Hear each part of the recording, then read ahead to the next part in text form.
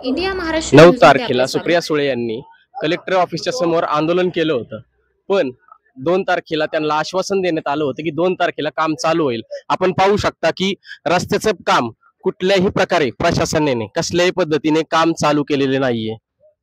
या ठिकाणी ग्रामस्थ असतील, बनेश्वर ट्रस्टवरची बॉडी असेल, हे याबद्दल संताप व्यक्त करत आहेत आणि ह्या रस्त्याचे काम कधी होणार व कोण करणार हा मोठा प्रश्न उद्भवलेला आहे.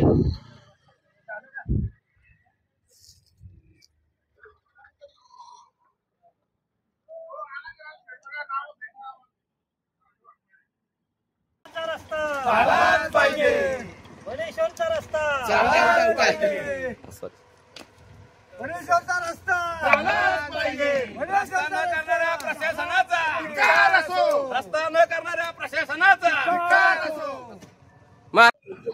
आतापर्यंत ताईंनी 9 तारखेला कलेक्टर ऑफिस समोर आंदोलन केलं, उपोषणाला बसले. त्यांना 2 तारीख देण्यात आली.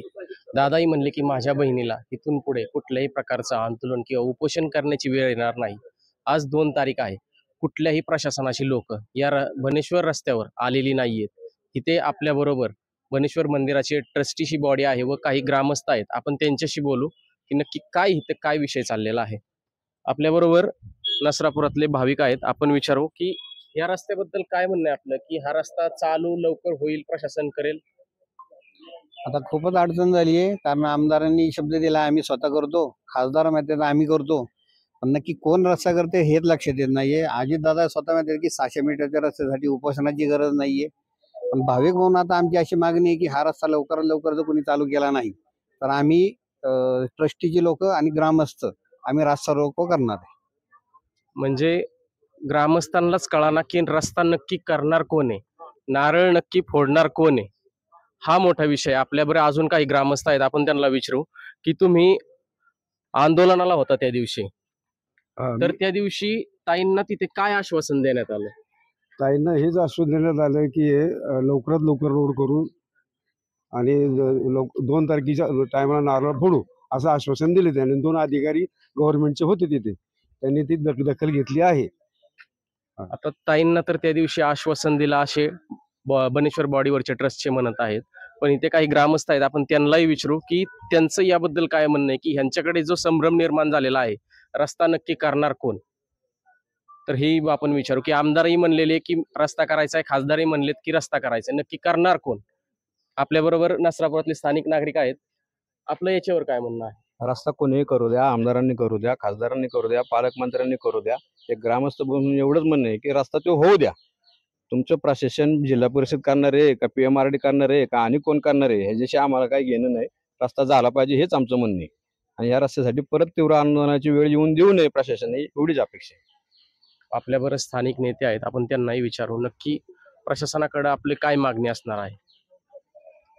आता प्रशासनाकडे मागणी म्हणजे मनेश्वर देवस्थान हे संपूर्ण महाराष्ट्रामध्ये प्रसिद्ध देवस्थान आहे आणि मागं पाहिलं असेल आपण, ज्यावेळी सुप्रियाताईंच्या आंदोलनानंतर अजितदादा त्या ठिकाणी बोलले, हा किरकोळ रस्ता आहे, किती 600 मीटर 1 किलोमीटरचा, हा लगेच होऊन जाईल आणि पुन्हा कुणालाही आंदोलन करण्याची वेळ त्या ठिकाणी येणार नाही.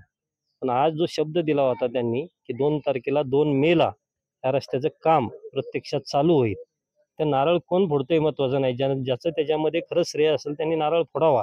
ग्रामस्थांना त्याच्याबद्दल काही हरकत नाही, पण हे काम चालू होणं गरजेचं आहे, कारण त्याला उन्हाळा एकदा संपला की पावसाळ्याचे 4 महिने कुठल्याही रस्त्याचं काम त्या ठिकाणी सरकार करत नाही आणि मग पुन्हा दिवाळीला अशीच परिस्थिती, पावसाळ्यानंतरचे परतचे खड्डे खूप मोठे पडणार.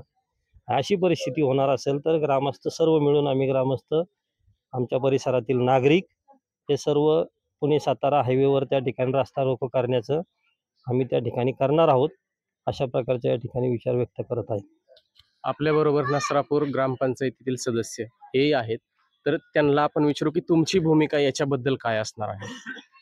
जी गावातल्या लोकांची, पर्यटकांची भूमिका आहे तीच भूमिका आमची सगळ्या ग्रामपंचायत सदस्यांची आहे. कारण की मध्यंतरी 15 दिवसापूर्वी ताईंनी जे आंदोलन केलं त्यात आमचे ग्रामस्थ व आमच्या ट्रस्टीची लोक पण होती तिथं. त्यावेळेस आम्हाला त्यांना आश्वासन दिलं की 15 दिवसात आम्ही इथं काम चालू करू. पण आत्ताची परिस्थिती अशी की 2 तारीख उजडली तरी तिथं कुठलाही अधिकारी किंवा कुठल्याही ह्याचे कोणीच आलेलं नाही, कुठली यंत्रणा आलेली नाहीये. आता शाळेला सुट्ट्या लागल्या आहेत, तर शाळा पण चालू होतील. 16 जून नंतर शाळा चालू होतील. शाळा चालू झाल्यानंतर आता इथं पर्यटक पण येतात. इतकी रस्त्याची बिकट अवस्था आहे की इथून तिथं नसरापुरातून इथं यायला 15 मिनिटं लागतात. तरी शासनाकडून याची दखल घेऊन काम लवकरात लवकर करण्यात यावे. या ग्रामस्थ आणि ट्रस्टींच्या प्रतिक्रिया होत्या की रस्ता लवकरात लवकर जर झाला नाही तर सर्वात मोठं रस्ता रोको आंदोलन हे सातारा हायवेला, सातारा पुणा जो हायवे आहे तिथे सर्वात मोठं रस्ता रोको आंदोलन करणार आहेत. गणेशचा रस्ता झालाच पाहिजे. गणेशचा रस्ता झालाच पाहिजे. गणेशचा रस्ता झालाच पाहिजे. गणेशचा रस्ता झालाच पाहिजे. इंडिया महाराष्ट्र न्यूज चॅनलला सबस्क्राईब करायला विसरू नका.